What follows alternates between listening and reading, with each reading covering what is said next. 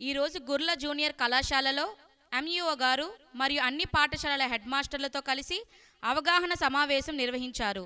ఈ సమావేశంలో good touch, bad touch, POCSO చట్టం, ఈవ్ టీజింగ్, మహిళలపై నేరాలు మరియు యాంటీ డ్రగ్స్ పై అవగాహన కల్పించబడింది. ఈ కార్యక్రమంలో పాల్గొన్నవారు గుర్ల ఎస్ఐ పి నారాయణరావు గారు.